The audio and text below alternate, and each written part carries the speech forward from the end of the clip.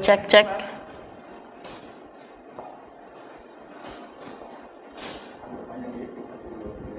Satu, dua, tiga, empat. Halo. Halo. Gimana? Yang potong ya. Ya. Abang boleh coba cek sound Bang di Yes. mikrofonnya? Tes. Tes. Yang penting sampai ya. Santai aja lah bang. Oh jadi kaku gini bang juga jadi. Biasa juga ngobrol kan bang. Siap. Udah. Ini karena mic-nya kayak dibikin serius nih bang. Udah kayak di Deddy Corbuzier nih. Klik. Oh ya. Nah.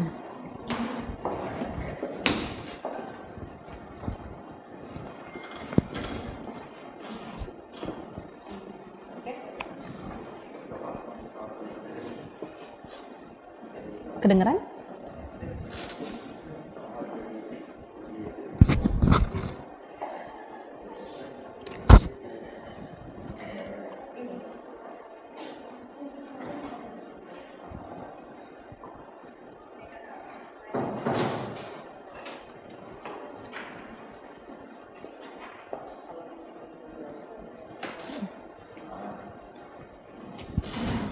Ini chargernya saya. Atau nggak yang itu aja, yang satu lagi aja. Yang satu lagi yang di Alia. Nanti Nes, Ya. setelah selamat datang Pertemuan Muda, habis itu Abis itu Thank you, nanti ada fitting dulu Indonesia Muda. Terus abang, oke, hari ini gue ada 4 narasumber. yang ini yang muda yang berkarya semangat inti program bla bla bla nggak perlu kan? Nggak perlu sih. Sebenarnya abang bisa perkenalin diri yang singkat aja. Saya Aris Sindoliga. Selamat datang di Indonesia Muda Club, yang muda yang berkarya. Itu langsung Vicky. Nanti setelah Vicky itu, oke, hari ini kita ada 4 narasumber. Yang ada di studio ada 2, dan yang ada di bergabung di Zoom ada 2. Nah, nanti langsung ada video-videonya narasumber. Gitu.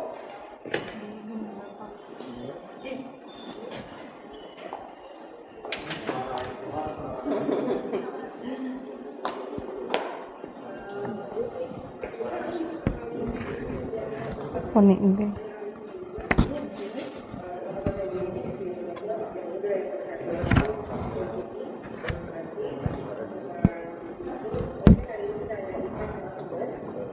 Harus opening pokoknya VT aja ya, Nes.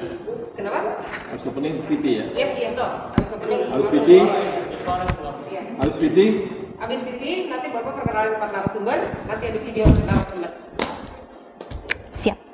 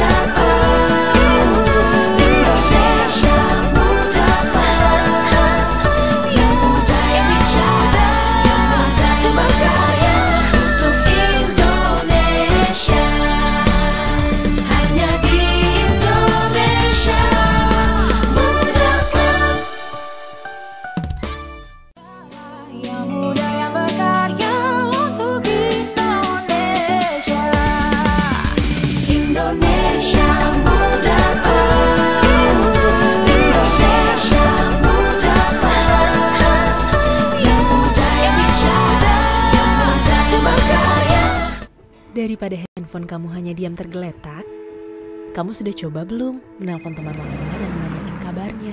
Halo Jaya. Rizal, Lagi pusing soal toko. Pernah nggak bantu posting dagangan baru teman kamu? Pernah coba belanja untuk mereka yang penting buat kamu? Semoga Hari Merdeka di tahun yang sulit ini bukan hanya jadi slogan semata, tapi jadi titik pengingat untuk saling membantu apa yang kita bisa untuk sesama. Kami akan selalu ada bersama kamu dan handphonemu. Sedikit di sini, sedikit di sana, sebagai satu bangsa, satu Indonesia. Pagi, masker.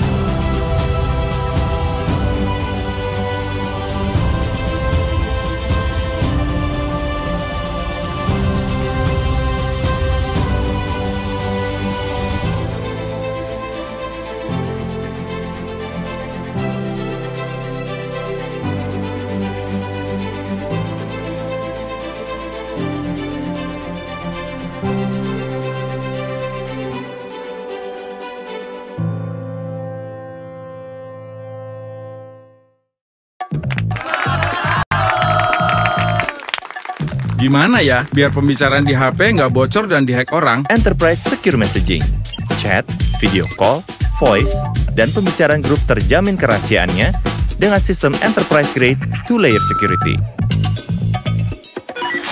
Komandan, masuk. Lapor.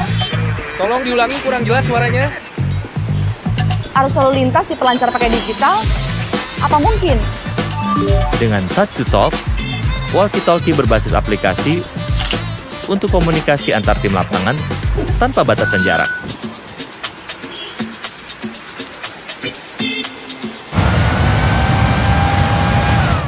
Baik Pak, segera ke sana Pak. Bisa nggak ya dapetin notifikasi data geologi langsung di HP? IoT Smart Monitoring Sensors. Data BMKG dari banjir, gempa, gunung berapi bisa diakses mobile. Jadi bisa ditangani cepat dan tepat. Saatnya melesat dengan digital bersama Telkomsel My Business.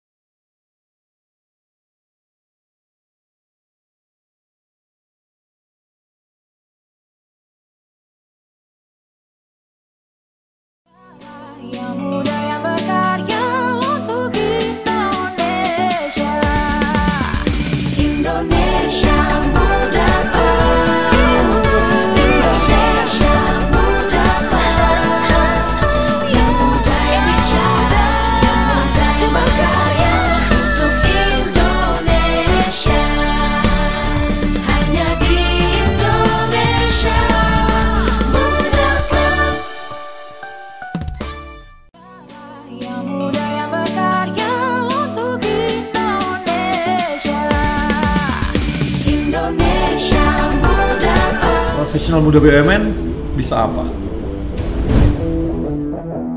Aku siap untuk berinovasi. Aku bisa melawan arus untuk kebaikan bangsa.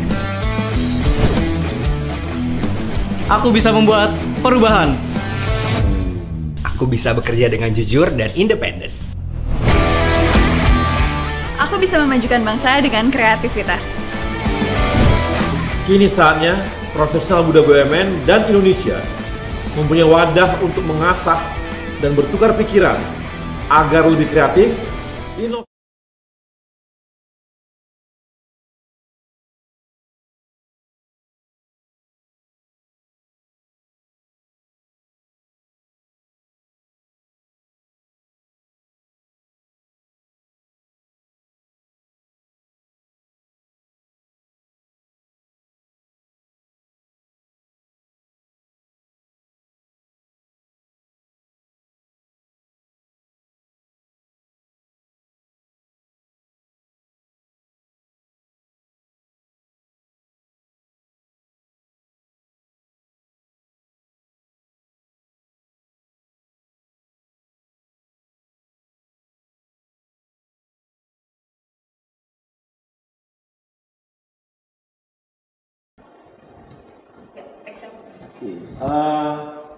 Teman-teman, karyawan di BUMN itu ada sekitar 1 juta orang lebih, ya. Dan tidak kurang ada 60% adalah teman-teman dari kaum milenial.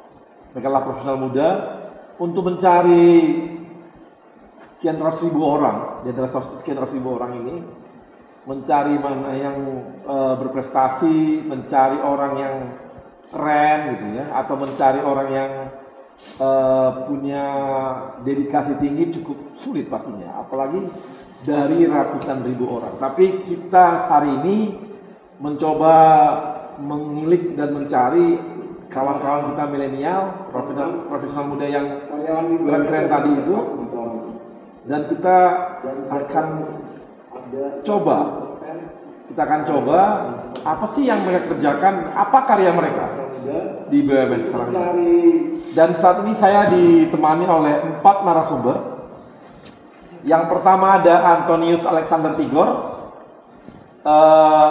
Antonius ini dia ada dari Master of Law di Queen Mary University di London. Kemudian juga Professional Certificate from Stanford University. Kemudian co-founder Nusantara Innovation Forum. Dan dia sekarang juga di In-House Lawyer of the Year in the Asian Legal dari Thomson Reuters. Nah, kemudian juga ada lagi yang lain, teman saya temannya juga, dan hadir di studio ada Amanda Julia Isa.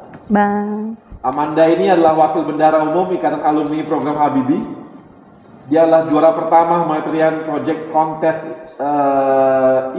Institute of Electrical and Electronics Engineers.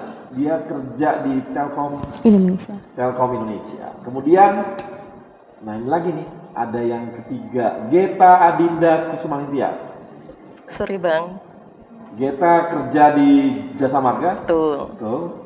Dialah CEO di Walmart Indonesia dan kuliahnya cukup sukses dengan predikat summa cum laude dari Master of Science Columbia University. Waduh.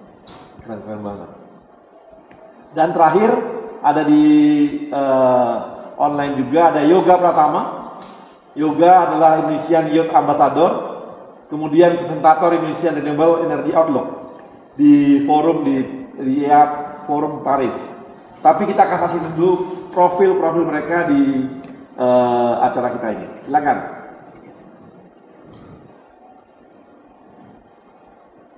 Profesional muda BUMN bisa apa? Aku siap.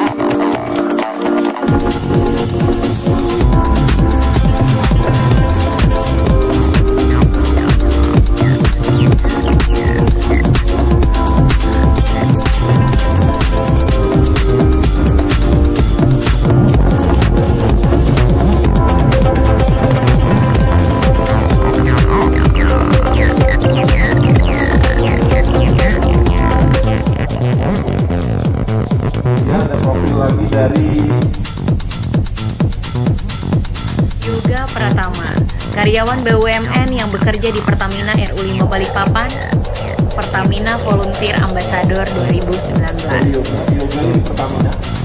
Pria kelahiran 6 Agustus 1995 ini telah menjadi sukarelawan dalam kegiatan lingkungan dan pengembangan pemuda sejak tahun 2013. Yoga memiliki minat yang sangat besar dalam pengembangan pemuda yang membuatnya mendirikan Yayasan Pratama Foundation. Beberapa program berdampak yang telah ia lakukan seperti mendirikan Forum Komunikasi Bijak Energi, Campaigner Berbagi Terang, juga Borneo Youth Changemakers. Ketua EH Balikpapan 2017 ini aktif menjadi narasumber dalam event lokal hingga nasional. Ia pun terpilih menjadi delegasi Indonesia dalam International Energy Agency Forum Paris, Prancis 2018.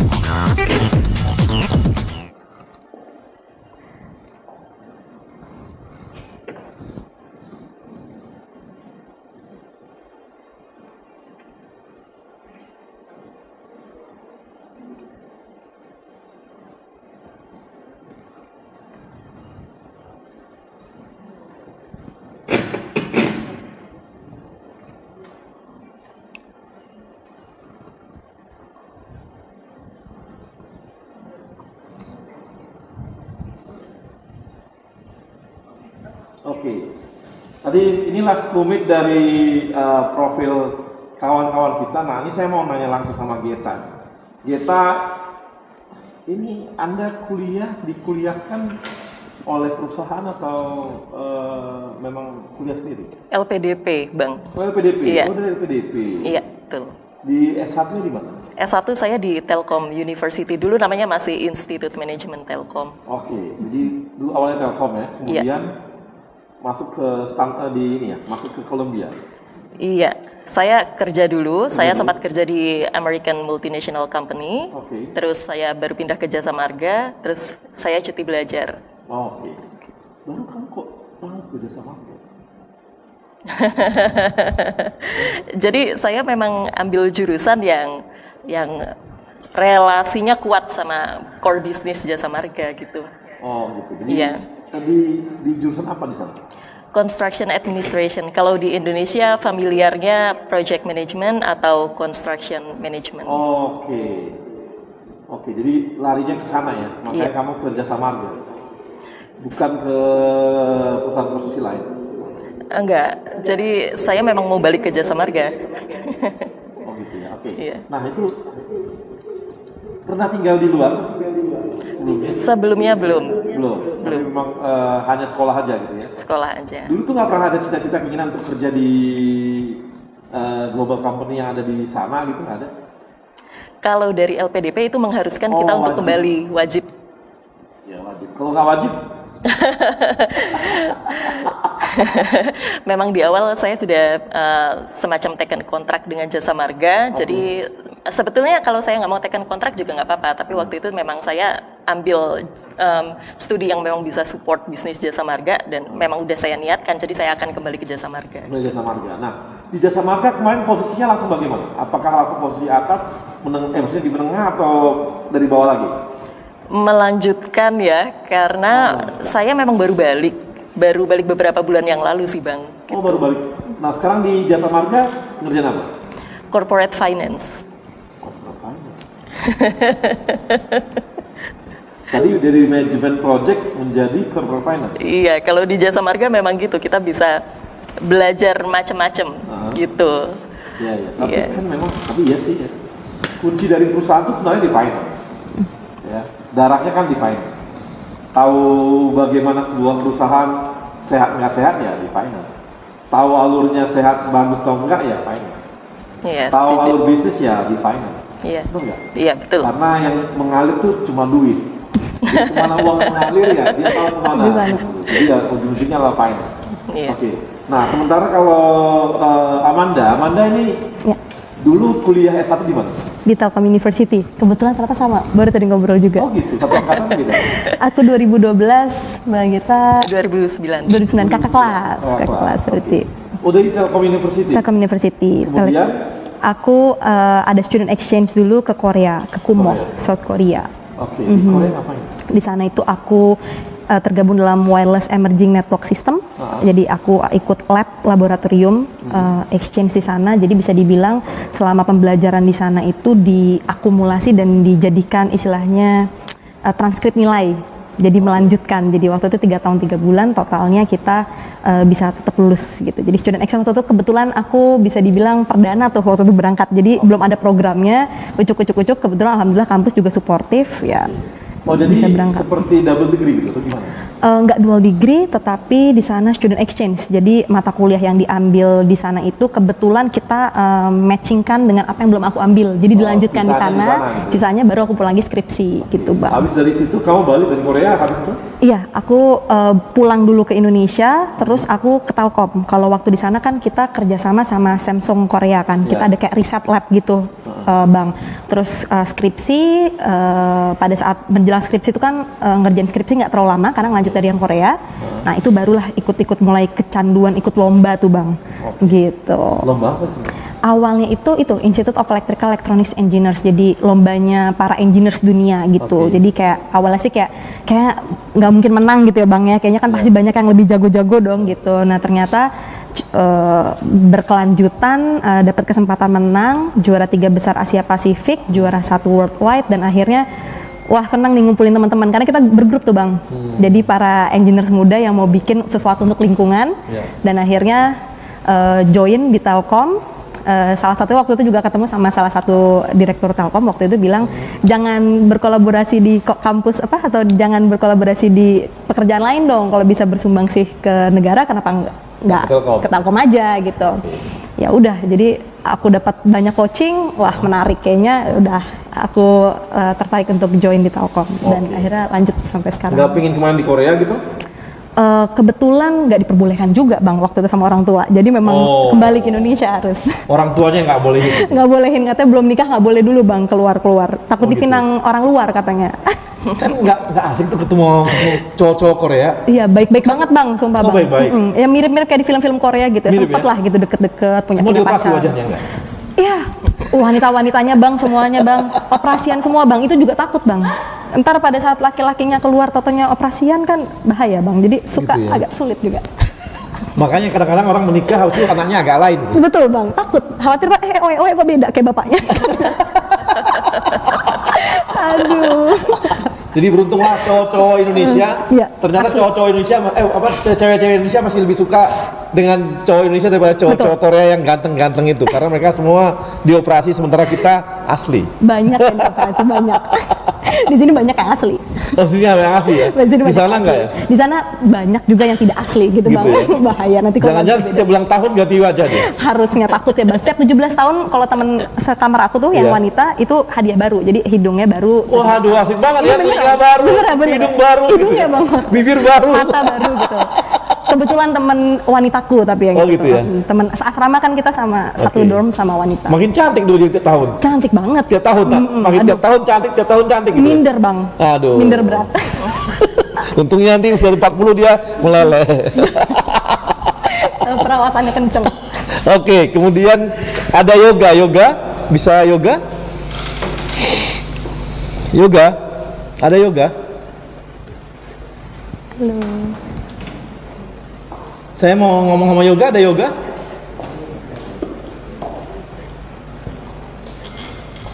Hai, Kak.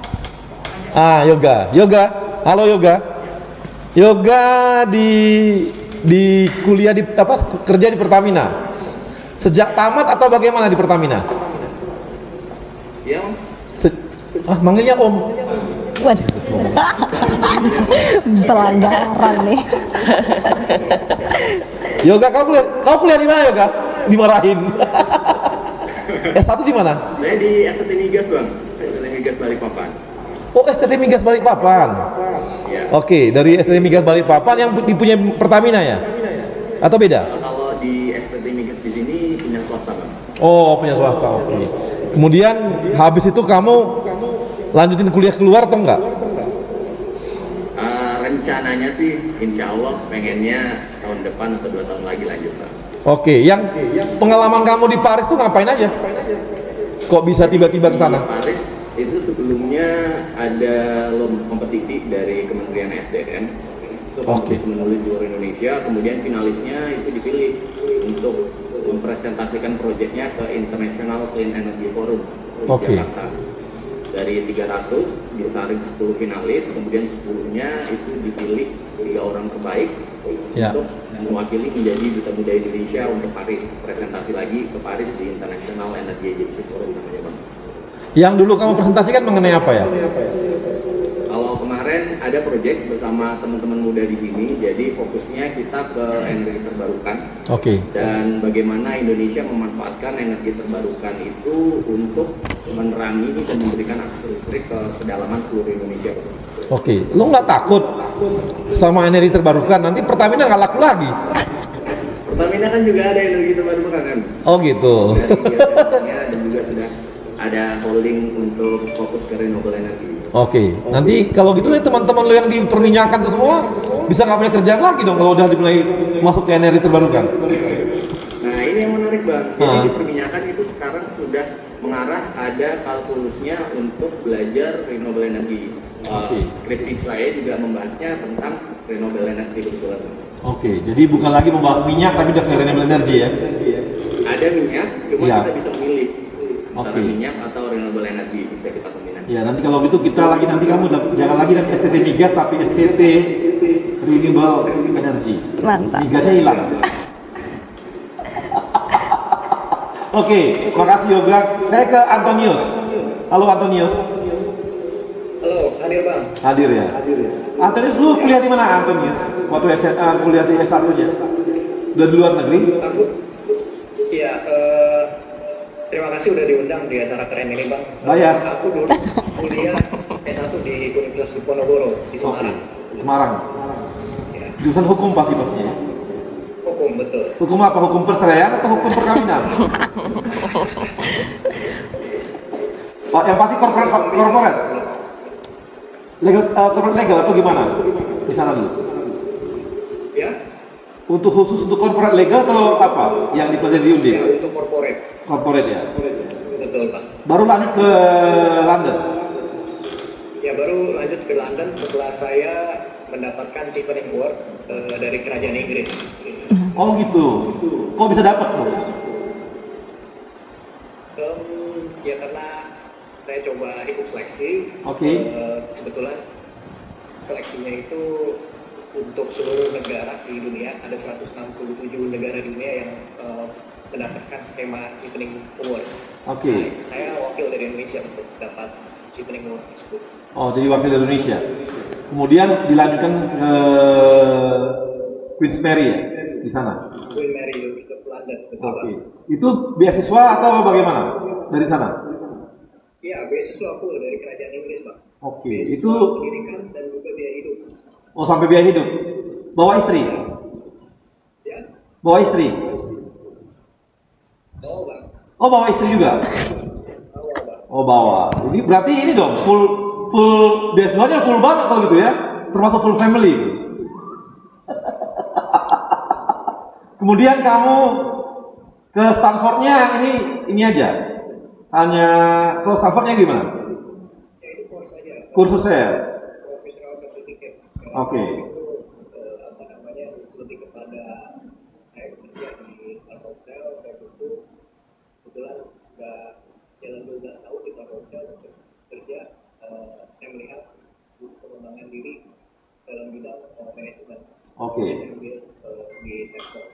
Oke, kamu kenapa nggak kerja di Inggris aja dulu? Ngapain harus ke Telkomsel? Oh, jatuh cinta duluan.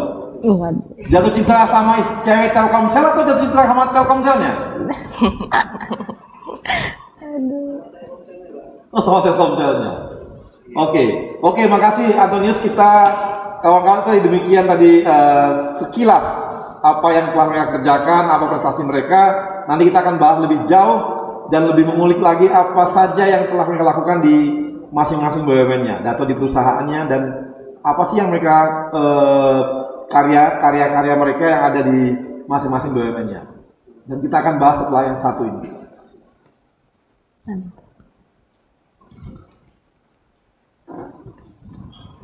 Daripada handphone kamu hanya diam tergeletak. Serasa di mata Najwa, Bang. Kamu sudah coba? Kenapa ya? Karena pada delay. Bantu posting dagangan baru teman kamu. Pernah coba belanja untuk mereka yang penting buat kamu? Semoga Hari Merdeka di tahun yang sulit ini bukan hanya jadi slogan semata, tapi jadi titik pengingat untuk Tidak harus dari sana ya, Bang. Ada settingannya kayaknya, Bang. Kami akan selalu ada bersama kamu dan handphonemu. Sedikit di sini. Udah syuting keberapa berarti, Bang? Sebagai satu bangsa. Udah 8, Bang ya? Indonesia. Aku nontonin dulu kemarin. Tapi kemarin nggak di studio gini, Bang ya? Ini lebih seru kayaknya. Ini aku taruh di pinggir sini aja ya. Aku taruh di pinggir sini aja. Waktu aku lihat yang pas Bang Fajrin ini masih kayak di Zoom gitu. Awal-awal, Bang. Pertama-tama kita kan masih namanya di kantor, baru pertama yang bikin itu. Oh, lama-lama sesuai dengan mereka lama makin kaya. Oh, makin kaya nih ya? Iya, mereka mulai nyewa studio. Keren ya. Dari iklan. Makin kaya kayaknya nih. Waduh. Dulu mereka ini. Dulu mereka ya awal di kantor. Di awal di kantor. Sudah semakin ini. Bentar lagi dibeli kayak Metro TV, Bang. Proyek mereka jangan nama TVRI. Oh ya, at least.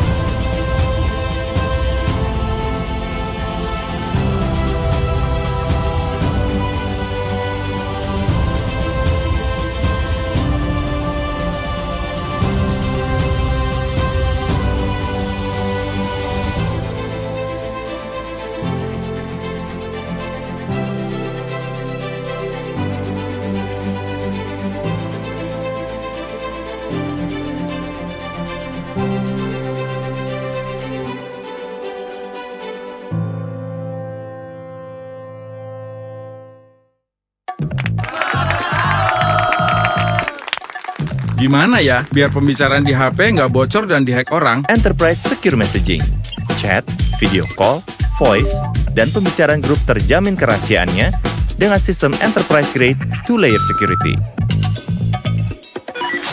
Komandan, masuk. Lapor. Tolong diulangi, kurang jelas suaranya. Arus lalu lintas dipelancar pakai digital? Apa mungkin? Dengan touch to talk, walkie-talkie berbasis aplikasi untuk komunikasi antar tim lapangan tanpa batasan jarak.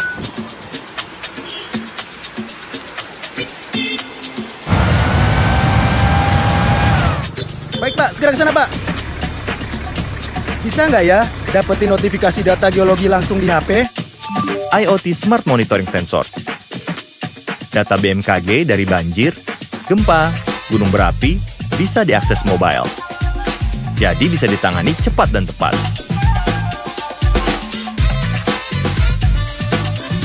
Saatnya melesat dengan digital bersama Telkomsel My Business.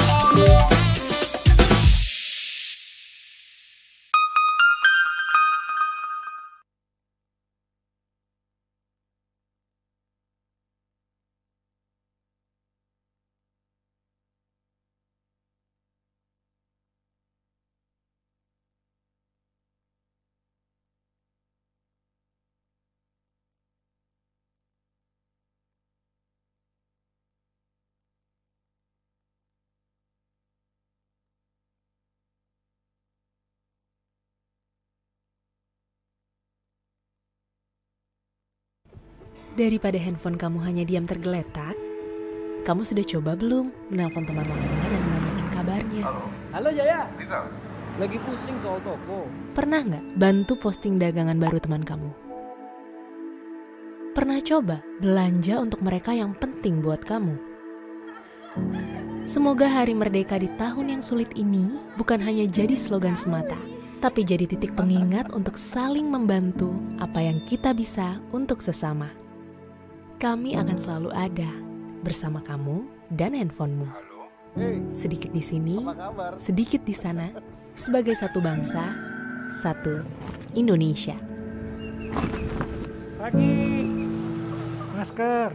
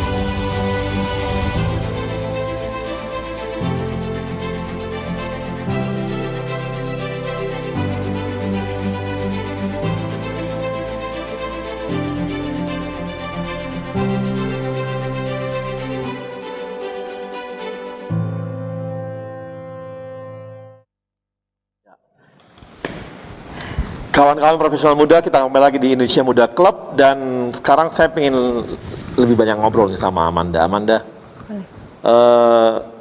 terus posisi sekarang di Telkom apa ya? Iya. Yang dikerjakan apa, bidang apa gitu? Bidang apa? Oke, aku tuh sekarang Product Lifecycle Management. Jadi di sana tuh di Direktorat Wholesale International Network Service. Jadi tepatnya di Traffic Product Solution. Subunitnya Data Center Product and Platform. Ya, jadi lebih banyak memang. Coba dibahasakan sederhana. Betul, siap Bang. Jadi sekiranya nih Bang ya, jadi beruntung banget nih ceritanya dapat belajar terkait data center dan produk turunannya, dan juga pengembangan saat ini enhancement untuk data center. Saat ini kan lagi marak-maraknya tuh tentang OTT Bang. Nah itulah istilahnya bagaimana kita membangun Global Digital Hub, membangun digital ekosistemnya Telkom, salah satunya itu melalui utamanya dari data centernya. Jadi kita bangun data center di seluruh Indonesia. Kebijakannya seperti apa, lalu kolaborasi dengan para OTT seperti apa, begitu. Marketnya kira-kira approach-nya seperti apa. Oh gitu. Kalau gitu Netflix itu urusan kamu nggak? Betul. Salah satunya bikin kajiannya, Bang. Bikin kajiannya. Jadi waktu itu memang dapat kesempatan dari Pak Dian Rahmawan, direktur kami, begitu. Bagaimana nih kajian terkait OTT asing, begitu kan ya. Memang istilahnya OTT di seluruh dunia itu kan bukan hanya istilahnya meng-attack kita nih, istilahnya bukan hanya Indonesia aja yang merasakan ini. Telco provider di seluruh dunia, French Telco, begitu, British Telco, begitu juga di Telkom Indonesia. Pastinya di sana tidak kita jadikan itu sebagai ancaman, tetapi justru sebagai opportunity untuk berkolaborasi, Bang. Nah, gimana caranya ketemu bisnis yang bisa collab antar OTT dan juga dengan Telkom Indonesia? Nah, itu salah satunya kita approach begitu. Baru aja kemarin kita groundbreaking, Bang, hyperscale data center 9 Juli kemarin di Cikarang. Ya, itu Bang. Nah, itu salah satunya tempat bagaimana kita bisa memberikan yang terbaik untuk negara untuk mempersiapkan infrastrukturnya, Bang. Nyimpannya di mana? Nyimpan apa nih, Bang? Data centernya di mana? Data centernya di Cikarang dan juga 4 lokasi. Kenapa nggak bikin di Kalimantan?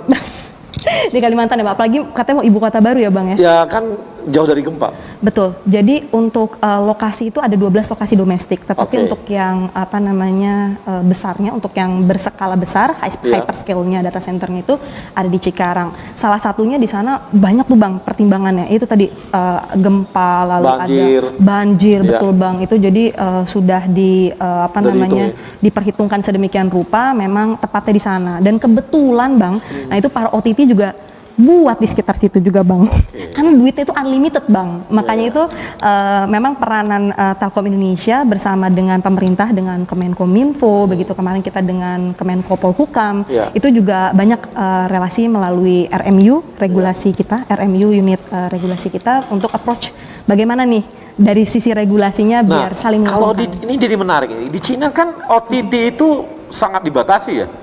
Iya, dia punya apa aplikasi sendiri ya, jadi dia nggak mau pakai ini sendiri. Misalnya dia nggak mau pakai Facebook misalnya, betul. Dia bikin sendiri, karena dia batasi banget tuh. Betul. Kemudian jangan-jangan Netflixnya pun dia punya sendiri, jangan-jangan. Iya, betul. Sosial medianya dia media sendiri. Iya. Chatnya dia punya berapa banyak itu? Weibo macam-macam. Betul. Baru seperti Google-nya juga dia bikin sendiri juga. Iya, betul. Untuk kalau seperti negara-negara bisa dibilang yang punya kanji atau punya tulisan berbeda, kalau di Jepang kanji, kalau misalnya di Korea hangul ya bahasanya. Jadi mungkin memang approach lokalnya tuh akan lebih berguna karena kan bahasanya beda tuh Bang ya. Jadi hurufnya juga beda. Hurufnya beda. Jadi dia senang kali Bang punya sendiri gitu ya. Kalau kita mungkin bahasanya masih sama dan kira-kira kita harus ganti huruf kan. Pakai bahasa Sanskerta alfabetnya gitu beda ya. kalau gitu. Kita ganti alfabet versi Indonesia kalau gitu. Memang gitu.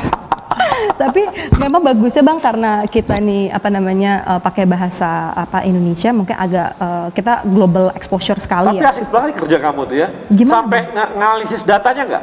Iya betul, untuk approach data marketnya, jadi kita bikin analisis makronya nih Bang, analisis makro. Tahu dong kelakuan saya apa aja. Waduh, nggak sampai ke sana kok Bang, nggak sampai, tapi bisa jadi ke sana Bang, karena kalau Facebook kan begitu, yang lain-lain begitu. Iya.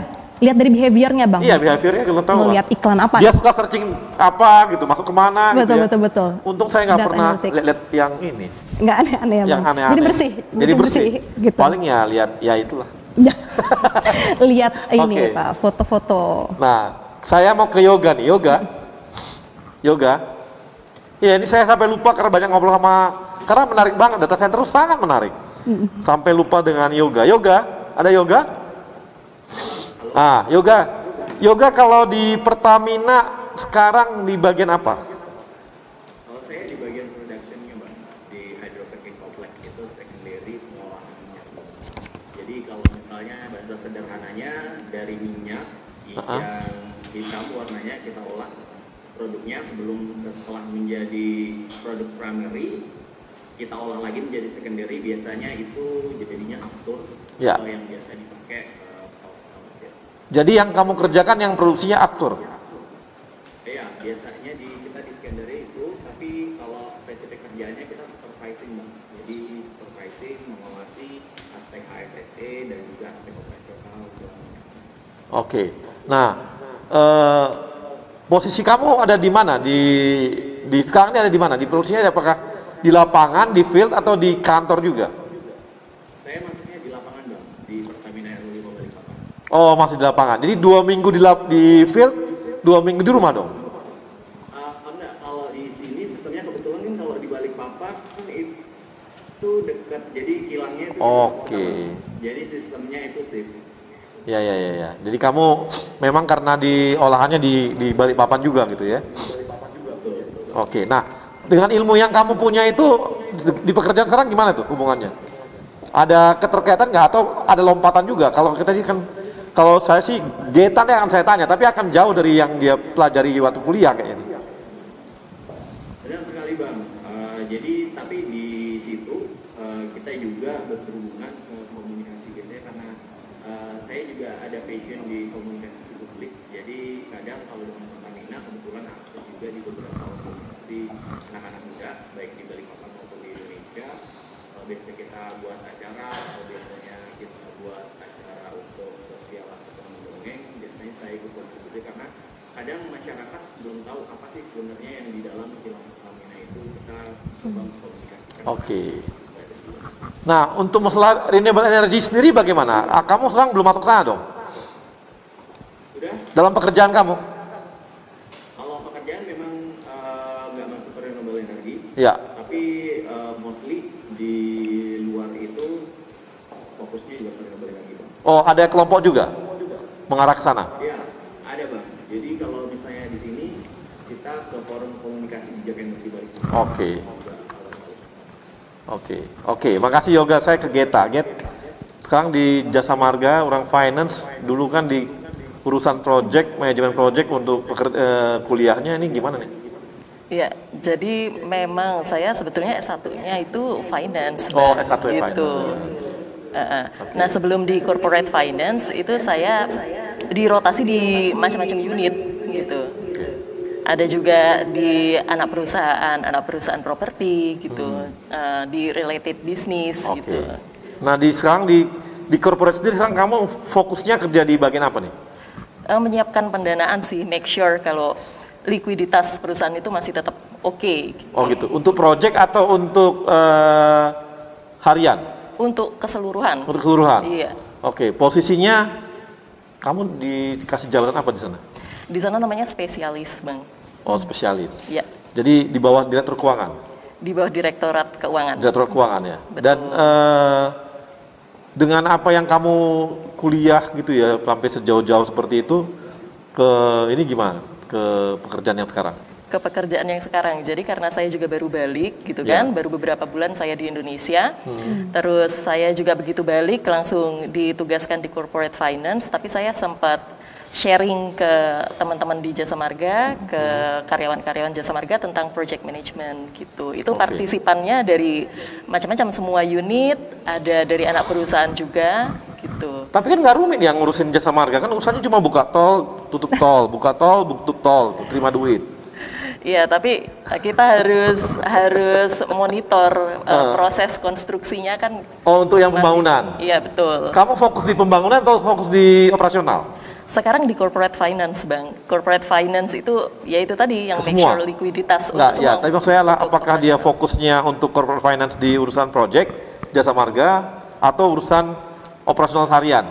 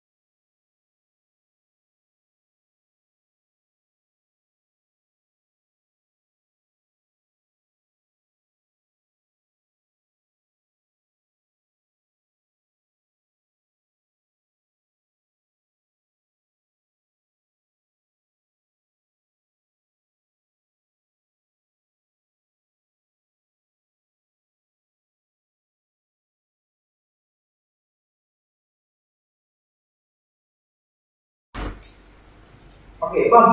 Sekarang kalau di Telkomsel, kamu di bagian legal di bagian apa ya?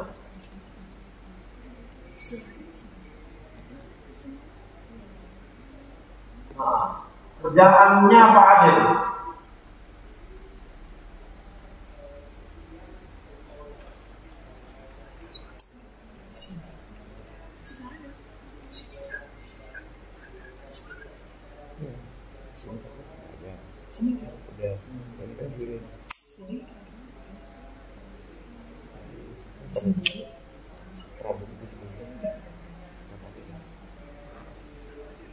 Ya.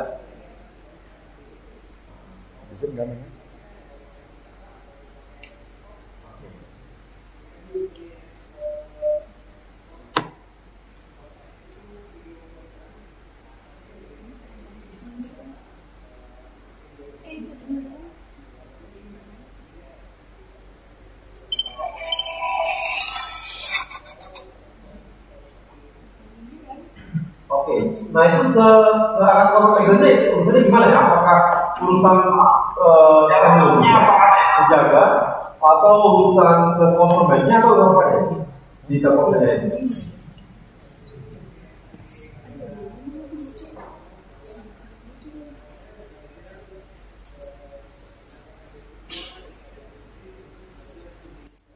Ya.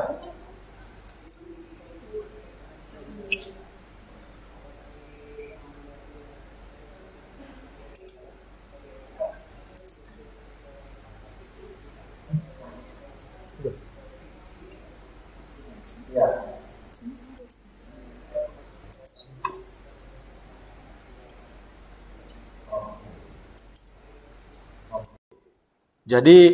Jadi kalau gitu Antonius jagain konsumennya gitu ya, bahwa pemakaiannya tidak, jadi artinya juga jagain Telkomselnya pasti, bahwa teman-teman Telkomsel itu tidak akan melanggar regulasi digitalnya. Apakah regulasi di Indonesia memang udah menjaga sejauh itu?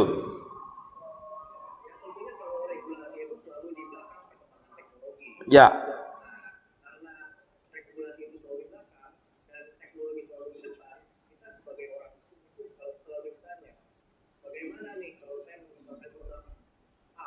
Ya. Nah di situ kita harus pakai logika. Kadang saya menjawabnya dengan common sense, tentunya dengan melihat peraturan perundang-undangan yang ada. Ya. Sehingga tidak menjadi innovation blocker juga kan, Bang. Ya. Karena teman-teman di Telkomsel ini idenya banyak dan luar biasa nah, gitu. Dan kita tetap kita kawal hal tersebut sehingga inovasi tetap berjalan, produk juga tetap ada terus yang baru. Namun secara hukum Telkomsel aman dan konsumen juga nyaman. Ya. Kalau gitu kamu pasti orang yang disebelin juga di Telkomsel kan?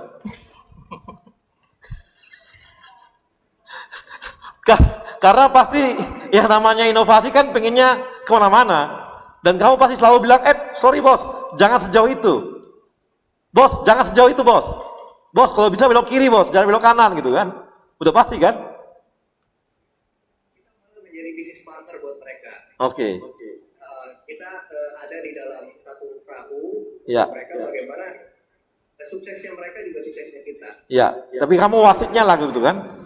Jadi wasitnya kan? Di mana-mana wasit itu menyebalkan. Enggak apa-apa lah. Enggak apa-apa Ton, ini hanya ini aja ya. Artinya memang paling tidak bahwa menunjukkan Telkomsel itu sangat proven terhadap regulasi yang ada kan gitu ya. Betul, Bang. Oke Ton. Kita akan bahas lagi nanti lebih jauh dengan kawan-kawan kita ini dan kita akan ulik lagi kehidupan mereka. Apakah punya pacar 5 orang atau 2 orang atau hanya 1 atau nggak punya pacar? Nggak sejauh itu. Tapi kita akan bahas lebih lanjut nanti mengenai bisnis setelah yang satu ini. Daripada handphone kamu hanya diam tergeletak, kamu sudah coba belum menelpon teman lama dan menanyakan kabarnya? Halo Jaya, lagi pusing soal toko. Pernah nggak bantu posting dagangan baru teman kamu? Pernah coba belanja untuk mereka yang penting buat kamu?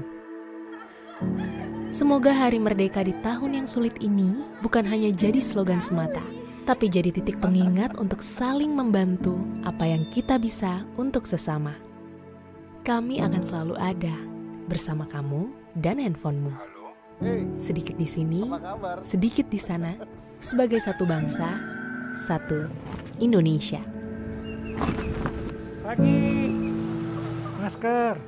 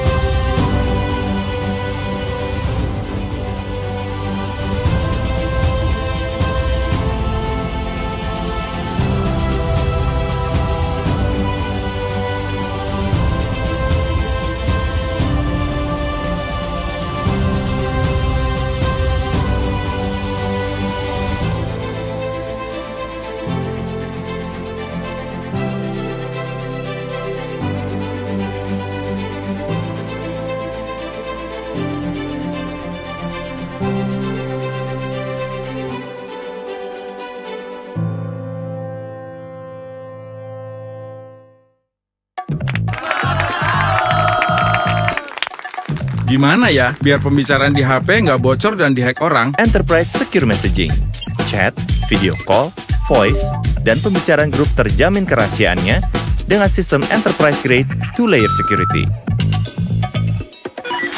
Komandan, masuk. Lapor. Tolong diulangi, kurang jelas suaranya. Arus lalu lintas di pelancar pakai digital? Apa mungkin?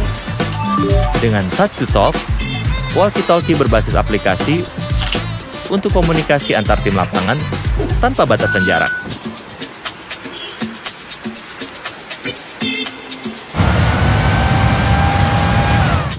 Baik Pak, segera ke sana Pak. Bisa nggak ya dapetin notifikasi data geologi langsung di HP? IoT Smart Monitoring Sensor. Data BMKG dari banjir, gempa, gunung berapi bisa diakses mobile. Jadi bisa ditangani cepat dan tepat.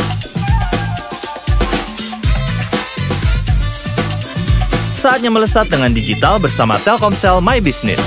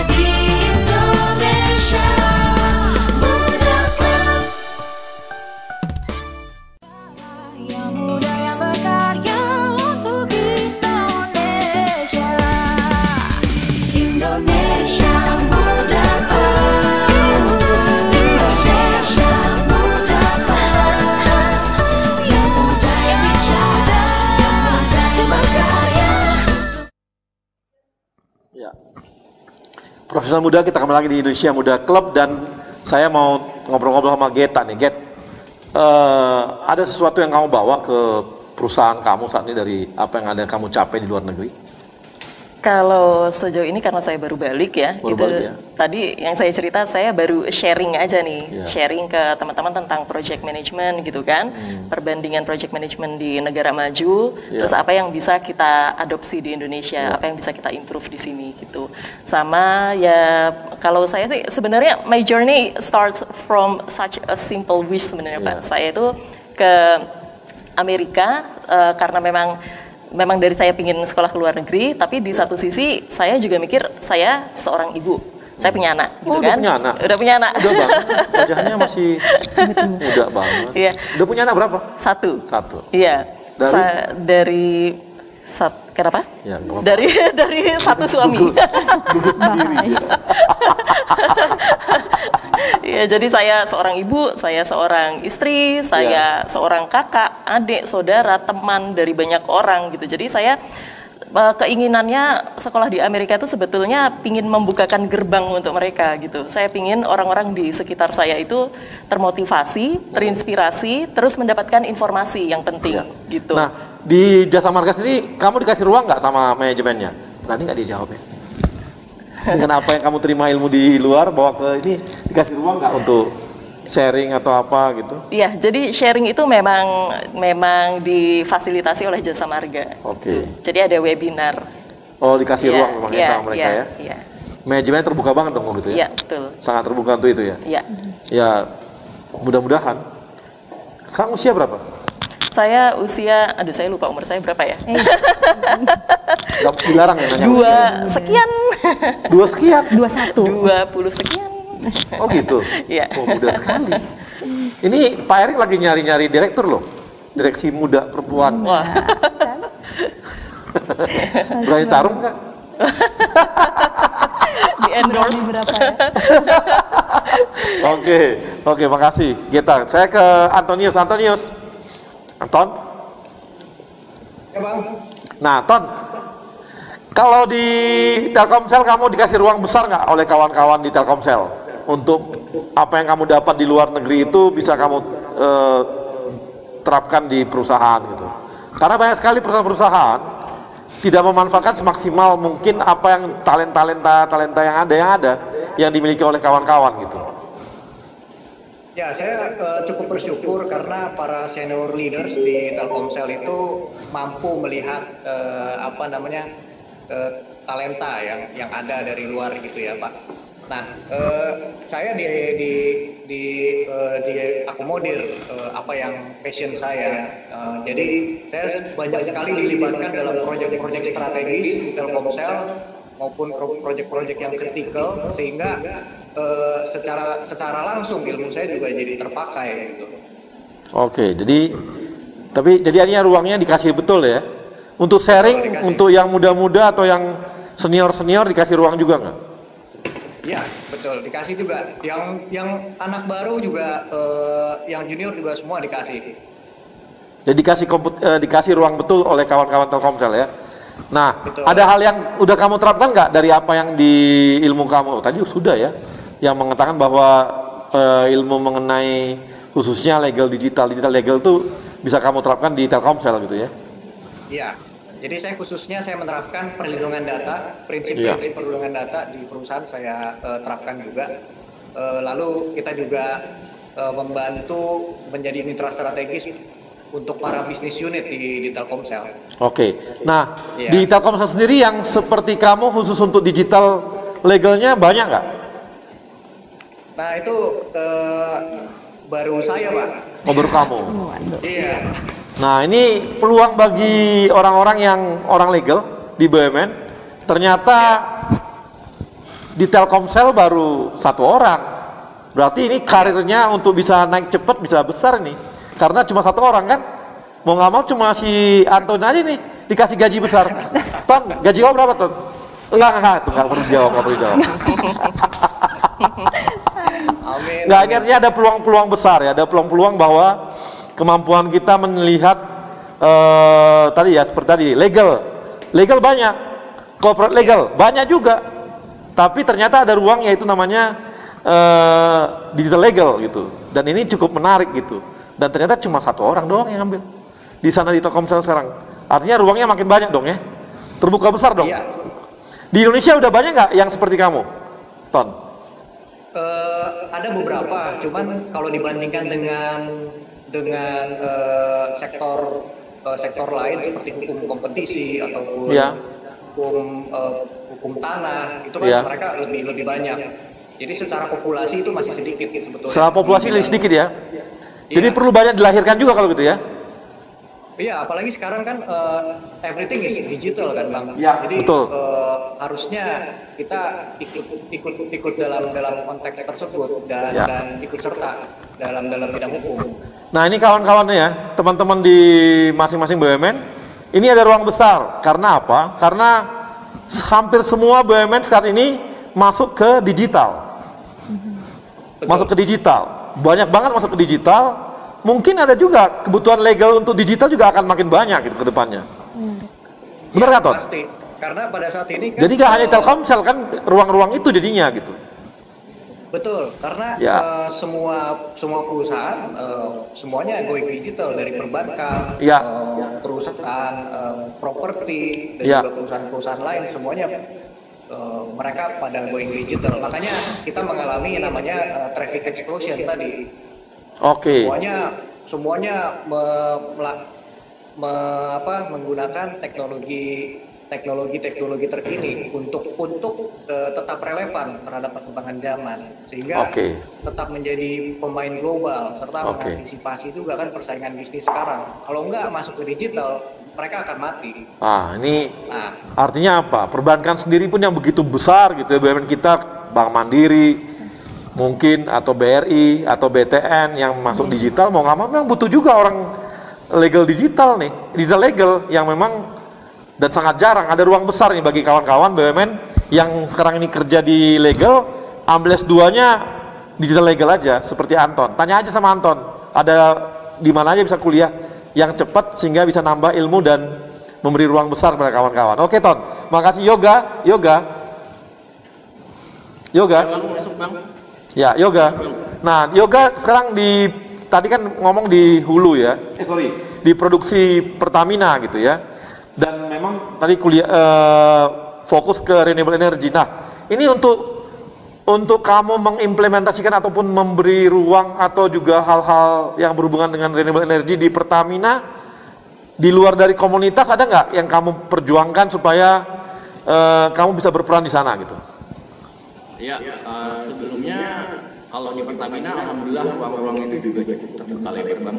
Kami juga bekerja sama dengan beberapa teman di katakan di bidang communication and relation. Jadi communication and relation sering sekali melibatkan kami ke dalam kegiatan-kegiatan eksternal maupun internal. Dalam kegiatan eksternal itu kita juga mengedukasi nggak hanya rekan-rekan internal dalam Pertamina, anak-anak milenial Pertamina, tapi rekan-rekan muda di luar. Salah satunya beberapa waktu lalu juga ikut ke salah satu proyek BBM Satu Harga di Kalimantan Tengah. Kita juga mengedukasi anak-anak pedalaman mengenai tidak hanya Pertamina tapi juga renewable energy itu sendiri juga, Bang. Oke, ini saya mau informasikan juga mungkin ke Yoga juga ya.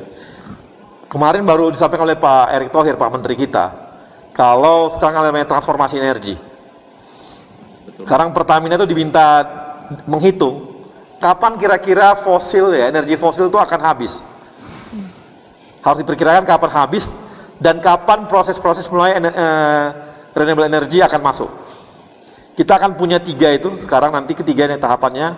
Ada yang namanya energi fosil, kemudian ada yang pakai EV battery, Pertamina juga masuk. Yang ketiga ada yang namanya masuk ke renewable energy. Apalagi kabarnya di mana, di Thailand itu saya lupa, kalau energi solar itu sekarang sudah harganya sangat murah, lebih murah daripada yang dijual oleh kawan-kawan PLN. Betul sekali, Bang. Benar nggak, Yoga? Bahkan pada saat saya ke Paris itu juga mengunjungi salah satu perusahaan, kalau di sana disebut BUMN-nya juga, namanya itu EDF atau bahasa Prancisnya Electricité de France. Itu salah satu perusahaan penghasil, mungkin sekarang tahun lalu dia 75% nuklir, tapi di 2025 dia akan meningkatkan fokusnya ke 50% renewable energy dan 50% nuklir. Artinya apa? Perusahaan-perusahaan di level dunia ini juga sudah melihat potensi renewable energy. Bahkan di Prancis pun itu sudah diterapkan ke mobil-mobil. Kalau misalnya di Indonesia ada Gojek atau GrabCar, di sana juga ada EV vehicle-nya yang bisa disewa langsung oleh masyarakat di Prancis dan khususnya di kota Paris. Karena di kota Paris juga salah satu dimulainya Paris Agreement atau perjanjian Paris yang berfokus untuk mengurangi emisi global dan perbanyak penggunaan renewable energy. Ya ini memang apalagi kan sekarang gini ya. Dulu kan orang pengen baterainya cepat diisi gitu ya. Jadi kecepatan energi baterai cepat. Tapi ternyata sekarang dengan nyewain baterai bisa 12 jam pun nggak apa-apa kan. Artinya bahannya nggak perlu sampai teknologi tinggi. Ini di Cina juga terjadi nih. Kabarnya begitu kan? Betul Bang, bahkan di Autoliv pada saat kami site visit bersama teman-teman Kementerian SDM, mereka sudah mengembangkan kalau biasanya electric vehicle itu di charge 12 jam atau 6 jam, mereka sudah menyiapkan untuk di charge bersaing untuk tenaga fosil yaitu hanya 3 detik sampai 2 detik Bang, sudah wow. Di charge. Iya. Kamu nggak pengen pindah karena perusahaannya Pertamina yang ngurusin itu? Insya Allah Bang. Insya Allah. Iya karena nanti Inalum akan joint venture dengan Pertamina. Buat itu. Kenapa Bang? Ada Inalum. Oh iya. Main ID akan joint venture dengan Pertamina bikin EV baterai tadi gitu. Betul Bang. Kamu minta pindah aja sekarang cepet-cepet. Iya. Yuk, kamu minta pindah aja sama bos kamu. Pindah ke renewable energy gitu atau ke EV baterai daripada di migas mulu. Iya Bang, betul Bang. Insya Allah Bang, karena di Pertamina juga sudah dibentuk holding untuk salah satu di holding renewable energy Bang, itu juga salah satu fokusnya Pertamina untuk mengembangkan renewable energy khususnya di Indonesia. Ya ini juga bagi teman-teman di Pertamina atau yang lainnya atau di PLN, ruang kita sangat besar untuk masuk ke renewable energy dan EV battery sekarang ini. Dan ini peluangnya untuk anak-anak muda BUMN untuk masuk ke sana juga. Karena ini membutuhkan orang-orang yang paham atau juga orang-orang yang mau bekerja. Ini kawan-kawan milenial yang bisa masuk. Karena ini kabarnya kita sudah bekerja sama dengan China dan Korea untuk membuat EV battery. Sementara untuk renewable energy ada tambahan lagi nantinya gitu. Ini kan ruang-ruang besar yang bisa dikerjakan dan dikejar oleh kawan-kawan, tidak terjebak pada pekerjaan yang ada sekarang gitu. Karena kita akan berpindah ke renewable energy dan ke EV battery dan akan melupakan energi fosil, kan lebih sehat dan lebih bagus gitu. Ya nggak, Yoga? Nanti saya minta ngomong sama bos kamu deh supaya kamu dipindahkan. Lu kok saya ngomong ya? Sorry Yok, ini bercanda doang nih. Oke, nah ini dengan Amanda ini nah ini tadi ada hubungannya juga nggak sih? Ada Humanitarian Project Contest ada. Jadi kebetulan Humanitarian Project Contest itu kita bangun untuk di rural area Bang, rural area waktu itu di Pulau Mapor. Lalu yang kedua kita bikin di Wonogiri gitu Pak. Waktu pada saat di sana kita bikin wireless sensor network. Nah wireless sensor network itu pilot project. Jadi kita membantu para nelayan bagaimana kira-kira melihat presisi waktu itu kira-kira yang banyak ikan itu di mana gitu. Nah itu pakai digital image processing saat itu karena waktu itu aku ngambil penjurusan tentang image processing, tentang signaling. Jadi di telekomunikasi ada network, transmisi dan juga signaling. Aku ambil di signaling. Lalu di sana menarik tuh untuk di develop bareng dan kebetulan di rural area ya pastinya tadi ya energinya terbatas gitu. Makanya kita pakai panel surya dan di setiap proyek kita bikin inisiasinya itu adalah selalu ada panel suryanya Bang karena bisa dibilang kebutuhan listrik di setiap masyarakat itu pastinya masih sangat amat dibutuhkan dan pada saat di sana kita bawakan panel suryanya, kita bikin approach untuk wireless sensor networknya jadi menarik sebenarnya. Tetapi kalau untuk sampai pengumpulan data belum tuh sampai kita encourage tarik data untuk masuk ke cloud dan sedemikian rupa belum karena waktu awal pilot project dan mungkin ya menariknya belajar apa yang bisa ditarik ke Indonesia adalah pada saat kita harus mempresentkan di depan 120 negara begitu kan kita mempresentkan project kita di sana ada teman-teman Oxford, Harvard pastinya kan dari top university di Amerika dan kita dari Indonesia nih ceritanya nih negara berkembang nun jauh di sana ceritanya gitu jadi pada saat kita punya keberanian nih untuk present dan akhirnya bermanfaatnya itu adalah pada saat dihadapkan kemarin kita tahun lalu ikut di Indonesia Data Center Cloud Summit. Waktu itu kebetulan banget ada satu slot speaker kosong Bang. Jadi satu untuk director, yang satu lagi slot speaker kosong untuk approach digital marketingnya gitu. ya udah disuruh present Bang. Nah kebayangkan kalau misalnya aku belum pernah present gitu, kita di depan banyak negara begitu, di depan banyak global player. Nah di sana alhamdulillah dikasih kesempatan untuk untuk present tentang bagaimana kekuatan data center dan infrastruktur di Telkom, bagaimana kita punya rencana hyperscale data center saat itu, dan sampai akhirnya tahun ini akan diadakan secara virtual. Jadi banyak belajar bisa dibilang yang dibawa ke Indonesia bukan hanya ilmu secara teknologinya. Mungkin kalau dibilang teknologinya di negara maju pastinya kita banyak belajar, tetapi yang pastinya didapatkan dari BUMN itu adalah kesempatan untuk diberikan panggung nih. Silahkan berperan, silahkan berkreativitas. Jadi mungkin itu yang menariknya Bang. Jadi nggak salah ternyata pulang ke Indonesia dan berkarir di sini gitu Bang. Nah kalau untuk Telkom sendiri, untuk renewable energy kemungkinannya ada juga dong ya untuk itu? Pastinya ada beberapa yang saat ini kok untuk power ya, ada PUI-nya. Jadi setiap kali untuk data center begitu Bang, memang ada angka-angka tertentu yang memang harus di-approach untuk sebagai standarnya. Jadi green data center begitu Bang. Jadi ada ada sebuah teknis angka yang memang harus dapatkan agar dapat sertifikat green data center. Karena itu lagi menarik banget juga buat mereka. Oh saya nggak mau data centernya belum green energy nih gitu. Jadi ngarahnya ke sana juga ya, green energy. Betul betul. Tetap green energy dibutuhkan banget. Besar nggak power yang dibutuhkan untuk data center? Pasti untuk hyperscale data center pasti luar biasa besar. Makanya tadi approach-nya kita ambilnya eco. Jadi untuk environment-nya harus evolve, lalu harus ramah lingkungan begitu. Jadi ada konsep eco yang memang konsep yang memang harus ditanamkan di data center itu. Jadi menjadi berbeda tetapi tetap nuansa Indonesia, tapi tetap ramah lingkungan begitu Bang. Oke, makasih Amanda. Ini adalah, coba deh dengerin dari tadi semua itu kawan-kawan kita ini cukup spesifik apa yang mereka punya, menarik betul apa yang mereka punya, dan memberikan inspirasi juga apa sih yang mau kita kerjakan ke depan gitu ya. Dan kawan-kawan ini cukup bisa memberikan inspirasi kita, dan nanti kita akan gali lebih jauh dengan kawan-kawan kita 4 orang ini, anak-anak milenial kita masih muda walaupun usia masih di bawah 30 tapi udah punya anak 1. Loh, apa hubungannya ya? Ada hubungannya ya? Ada hubungannya. Dan kita akan kembali setelah yang satu ini.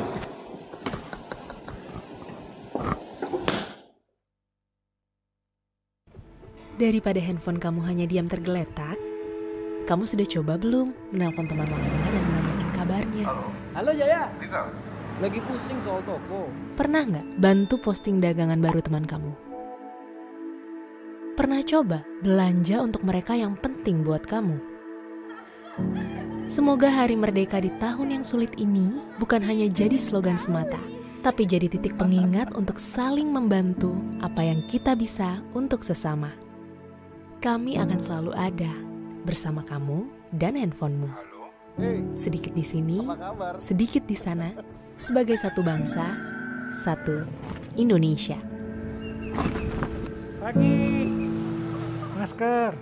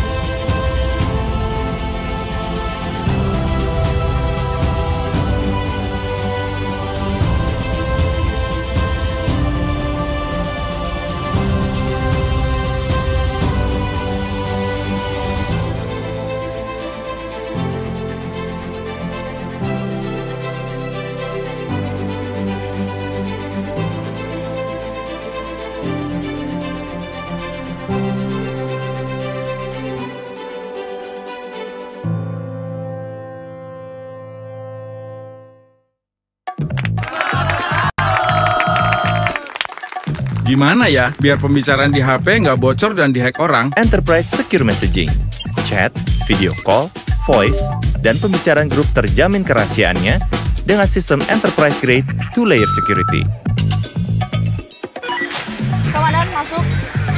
Lapor. Tolong diulangi, kurang jelas suaranya. Arus lalu lintas dipelancar pakai digital? Apa mungkin? Dengan Touch to Talk, walkie-talkie berbasis aplikasi untuk komunikasi antar tim lapangan tanpa batasan jarak.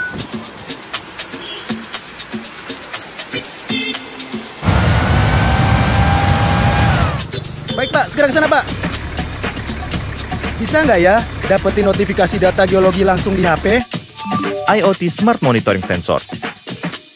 Data BMKG dari banjir, gempa, gunung berapi bisa diakses mobile. Jadi bisa ditangani cepat dan tepat.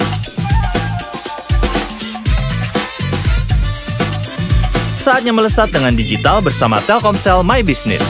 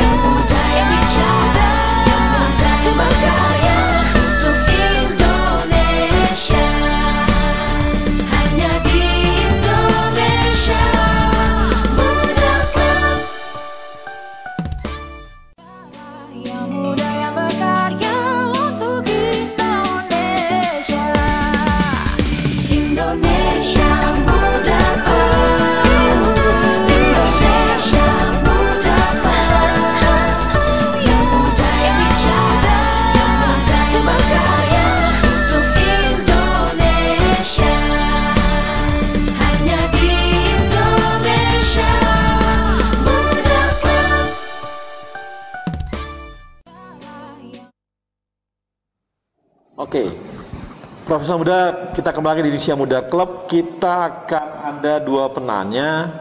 Yang pertama silakan, siapa? Idam. Ya, Idam. Halo Idam.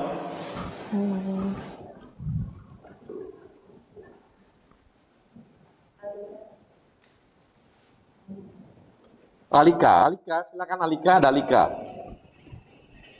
Terima kasih udah diberikan kesempatan untuk bertanya. Izin perkenalkan, saya Alika. Mau bertanya, apa sih yang menjadi motivasi kakak-kakak untuk lebih mengutamakan pendidikan dan karir dibanding yang lainnya? Dan kapan kakak-kakak itu mulai sadar kalau pendidikan itu dan karir emang benar-benar penting?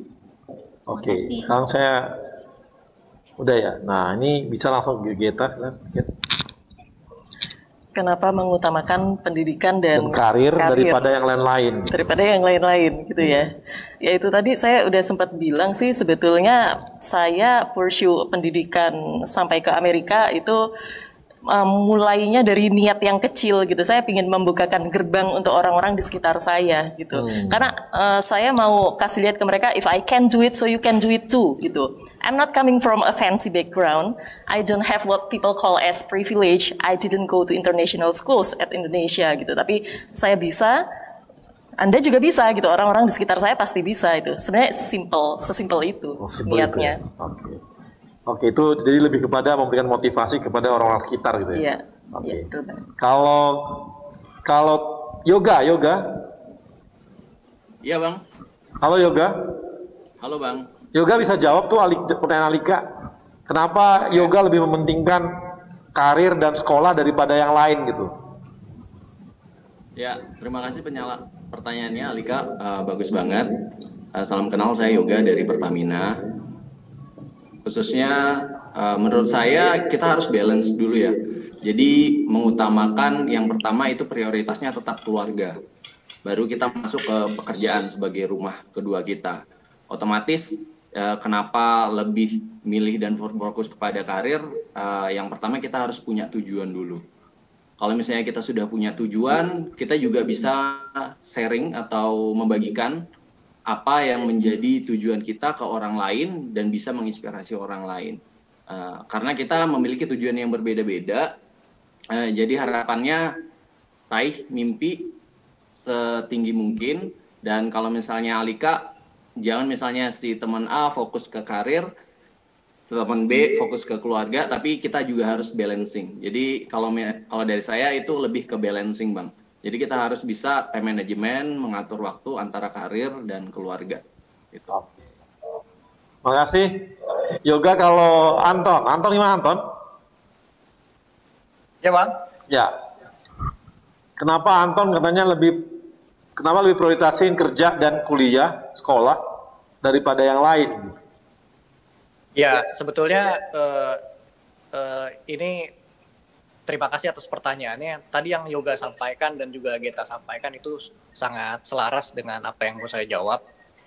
Jika saya boleh tambahkan, upaya saya untuk bekerja dan sekolah itu adalah merupakan upaya saya untuk stay relevan terhadap sebuah perubahan. Itu. Kenapa? Karena seperti Charles Darwin bilang bahwa it's not the strongest that survive, nor the most intelligent, but the most responsive to change. Nah, itu saya dapat dari pekerjaan dan juga dari pendidikan. Sehingga saya dapat lebih inline dengan kemajuan zaman. Secara otomatis saya juga bisa menjadi dampak yang baik untuk perusahaan dan sekitar saya. Tentunya juga dengan lingkungan, dimanapun saya berada. Oke, makasih. Nah, kalau Amanda gimana, Amanda? Iya, jawabannya pada bagus-bagus nih Bang. Kalau aku sendiri lebih alhamdulillahnya pekerjaan ini, terima kasih Mbak pertanyaannya.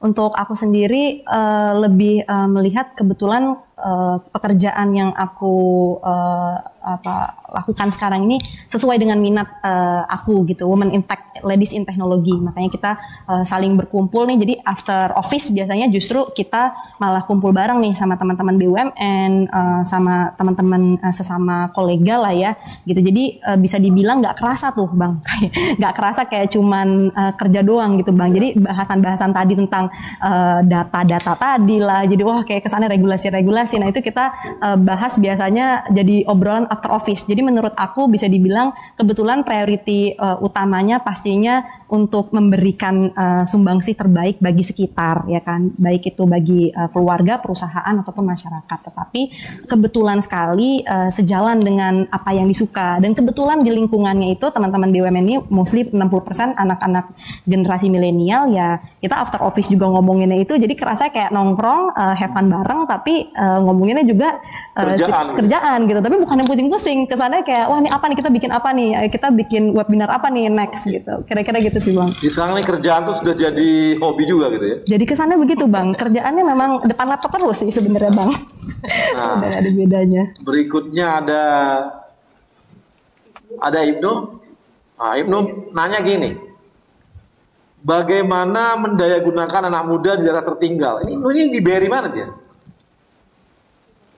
Di pusat emang.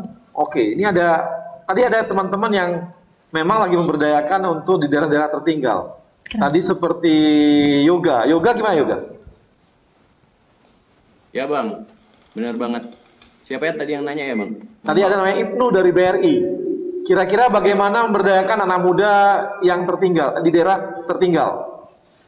Benar sekali Bang. Salah satu proyek yang kami lakukan dari tahun 2017 sampai 2020 sekarang itu adalah nama programnya Berbagi Terang yang diinisiasi sama salah satu NGO Rawekara Indonesia. Kebetulan pada saat itu kami bersama Pertamina itu jadi campaigner dan penanggung jawabnya Bang untuk memberikan akses listrik ke pedalaman. Tapi kita harus tahu dulu gimana kondisi anak-anak pedalaman, karena kalau yang saya alami khususnya di pedalaman Kalimantan, suku Dayak Tenan, mereka itu bahkan baca tulis saja itu belum bisa Bang. Artinya untuk memberdayakannya kita juga harus paham dulu bagaimana kondisi baik dari geografis, kondisi pendidikan di sana. Ketika kita sudah survei, kita sudah research atau riset, kita bisa mulai memecahkan masalah nih. Kalau misalnya di sana pada saat itu kita tidak hanya membagikan lampu, tapi juga ada namanya sekolah adat. Jadi kita memberikan pemahaman untuk mengenalkan dulu nih bahasa Indonesia dan bagaimana cara berhitung. Otomatis ketika mereka masuk ke dunia luar, misalnya paling luar ke kotanya, kalau misalnya di Kalimantan Utara itu kota Tarakan, mereka tidak gampang dibodohi atau paham mengenai cara berhitung dan cara membaca. Jadi mereka bisa mulai bersaing. Nah, ketika itu mulai kita level up lagi, kita tingkatkan lagi ke pendidikan selanjutnya. Jadi yang pertama untuk memberdayakannya kita bisa mulai lihat kondisi geografisnya dan bagaimana keadaan masyarakat sana, baru kita bisa mulai membuat program-program. Program-programnya kecil-kecil saja, mulai dari seperti sekolah adat maupun program-program pengetahuan sharing seminggu sekali yang relevan dengan pekerjaan mereka nantinya, gitu Bang. Oke, terima kasih Yoga. Jadi teman-teman dari ini ya, kawan-kawan profesional muda, tadi udah bisa lihat bahwa dari tadi kita bicara dari awal sampai akhir, kita bisa lihat bahwa kawan-kawan kita ini ternyata pada umumnya adalah orang-orang yang bisa membalancing hidupnya gitu. Ada yang dia membalancing antara pekerjaan, pendidikan, keluarga, suami, ada anak dan sebagainya gitu ya. Ada juga yang membalancing antara bisa membangun pertemanan komunitasnya, malah menghubungkan dengan pekerjaannya, diskusi-diskusinya pun berhubungan dengan pekerjaan, tapi itu mereka anggap bukan lagi sebuah pekerjaan itu bukan lagi sebuah beban gitu, tapi sebuah hobi bagi mereka, dan itu udah bagian dari hidup mereka gitu. Kemudian ada lagi kawan-kawan kita di samping mereka juga bekerja di pekerjaannya, kemudian mereka juga balancing dengan keluarga, balancing dengan pertemanan, atau malah ada juga yang malah punya ruang-ruang besar untuk mengabdi di masyarakat lepas dari pekerjaan intinya gitu. Jadi ini banyak banget ya kita bisa dapatkan inspirasi-inspirasi dari kawan-kawan kita ini, dan yang hebat lagi mereka rata-rata adalah orang-orang yang spesifik dengan ilmunya gitu. Punya pengetahuan yang ke depan, yang maju gitu ya. Tadi ada punya pengetahuan mengenai data center gitu ya, yang memang ke depan itu dibutuhkan betul gitu ya. Ada juga yang belajar mengenai legal pun ternyata berkembang juga, tidak terpatok pada yang lama dulu gitu ya. Legal, corporate legalnya adalah berhubungan dengan tanah, dengan perdata dan sebagainya gitu. Ini enggak gitu, ada juga terus ke digital gitu. Tadi ada juga yang berhubungan dengan renewable energy gitu ya, atau juga dengan finance, tapi finance-nya berpikir untuk proyek lebih besar, tidak hanya melihat dari satu sisi sebagai finance itu, tapi melihat dari perkembangan wilayah dan hubungannya seperti perkembangan sebuah infrastruktur gitu. Ini adalah hal-hal yang menarik yang kita dapatkan dari kawan-kawan kita milenial hari ini, dan saya merasa tidak rugi untuk mengundang mereka karena banyak sekali inspirasi yang kita dapatkan dari kawan-kawan kita ini. Dan untuk itu saya juga mengucapkan terima kasih kepada sponsor kita, Telkomsel, Jasa Marga, Kereta Api Indonesia, Aspindo, dan tidak lupa kepada Yayasan BUMN. Dan kepada teman-teman profesional muda, tetap semangat, kita akan terus berkembang. BUMN akan mengalami sebuah proses transformasi. Pak Menteri kita, Pak Erick Thohir, mempunyai sebuah kerangka besar membangun BUMN, dan kalau kawan-kawan tetap melihat perkembangan di Indonesia Muda Club, kawan-kawan akan bisa melihat juga apa sebenarnya visi misinya Pak Erick Thohir menjabat sebagai menteri dan mengembangkan BUMN dalam mentransformasikan BUMN-nya. Dan kita akan ketemu lagi setelah nantinya Indonesia Muda Club di episode berikutnya. Dan tetap bersama saya, Arya Sinulinga.